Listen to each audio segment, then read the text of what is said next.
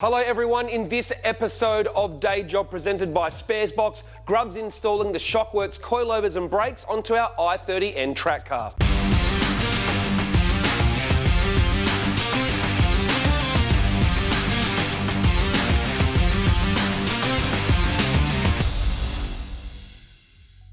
Okay, so we got the car back from being at the dyno at Matt's. In between filming, we actually sent the car out to get wrapped.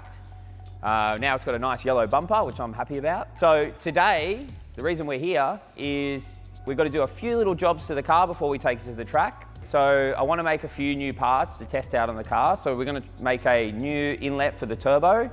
We're also going to put in the Shockworks brakes and coilovers. So to do that, I think it's going to be easy to go see my mate Porter. He's going to give me a hand to chuck them in.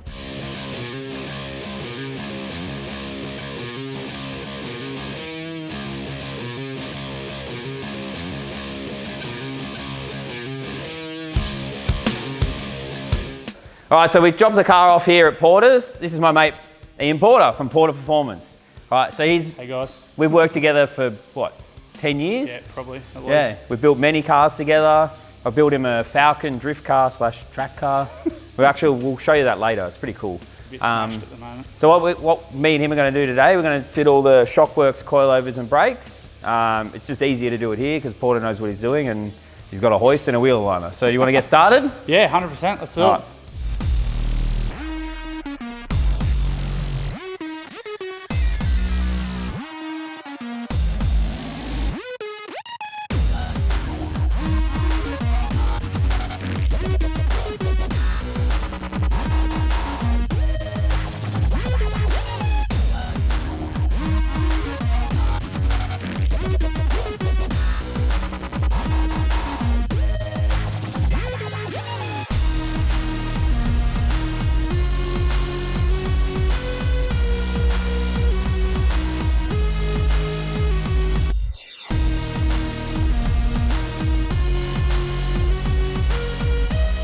Okay, so this is a standard caliper for i30N.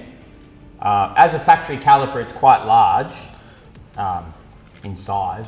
Yeah. It's pretty big for a factory caliper. Yeah, right? So this is a single piston, and this is what, cast steel? Cast steel, yeah. Yeah, Sure. so it's a cast steel caliper. Okay, so this, you want to pick that one up? Yeah.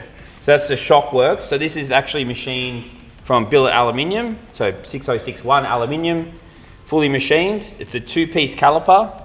So if you Split down the center. Yep. So it's got 4 pistons in it. So what's the benefit of the 4 piston over this? You got more surface area, higher clamping force. Yeah. And you can run a bigger brake pad as well. Yeah. You're running single piston, you can only sort of press in that. So larger brake pad, more contact area. Yeah. And obviously that's a lot lighter as well. Yeah, heaps lighter than that. So this is a standard disc. So it's cast Steel as well. steel, Yep. machined, and it's one piece. So this is a 2-piece floating rotor. So the center part is actually made from aluminium, and then the heart or the disc is bolted to the outside of it. So this saves a lot of weight. Considering how large this disc is, it's quite light. Yeah. It's about 10 mil bigger. Okay, so let's talk about the shocks. So we've got the standard i30 stuff here. And this is a standard, well, this is the Shockworks front shock. Now these are a work of art when it comes to shocks. So the owner, Brett, he spent 15 years designing OEM suspension for HSV, FPV, BMW, Ford. He worked for Delphi.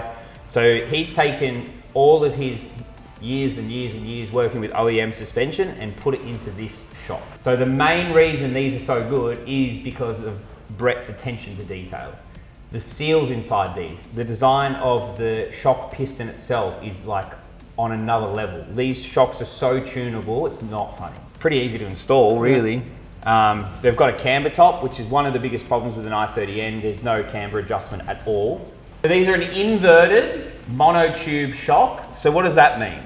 So that means the shock itself is physically upside down.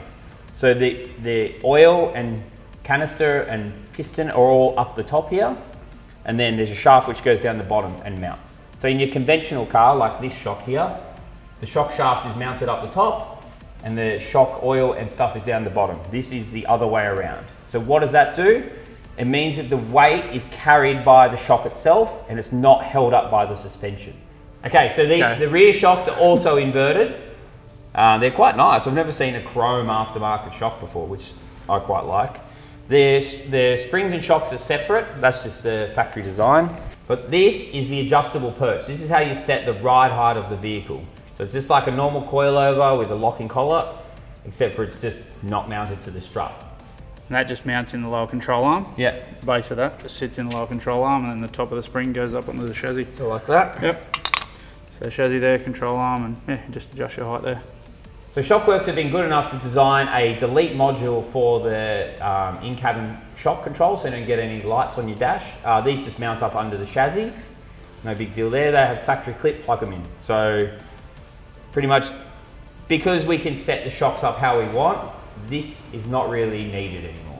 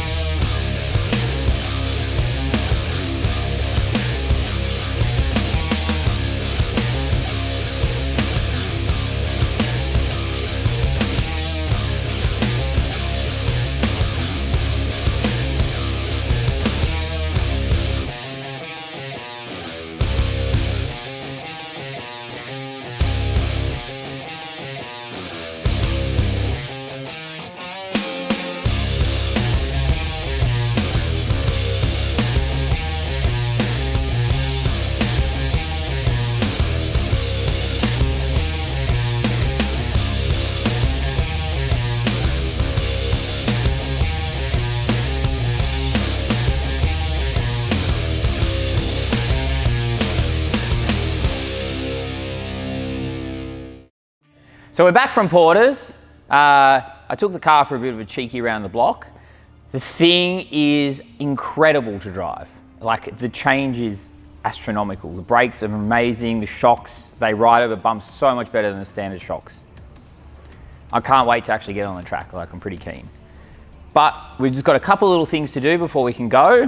One of them, so with the turbo that's on the car, it's actually a prototype part.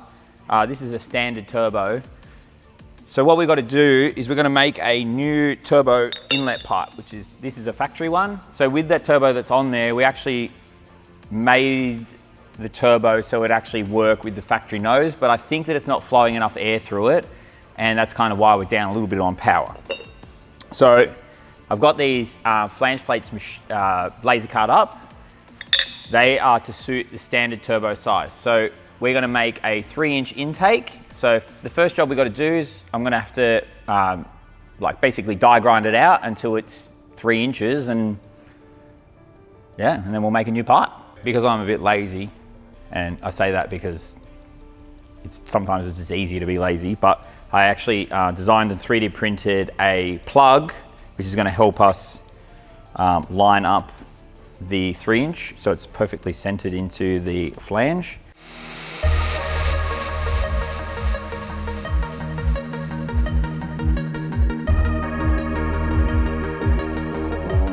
So this is a 3-inch radius donut.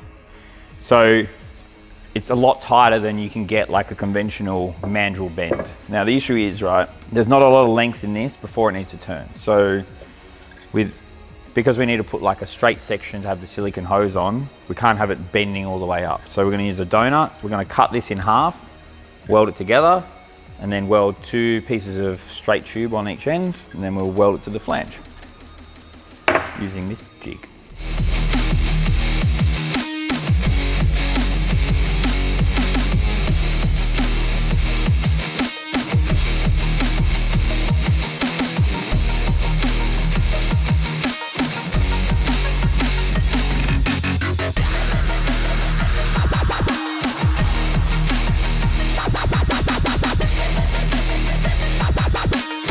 We've already made the pipe fit.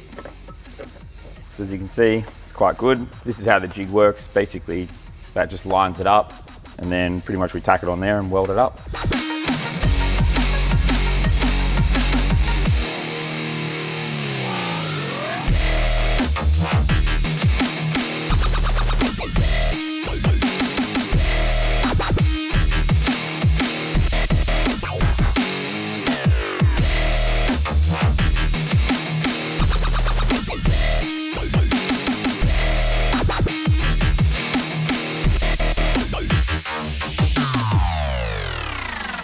Okay, so I just finished installing the turbo intake.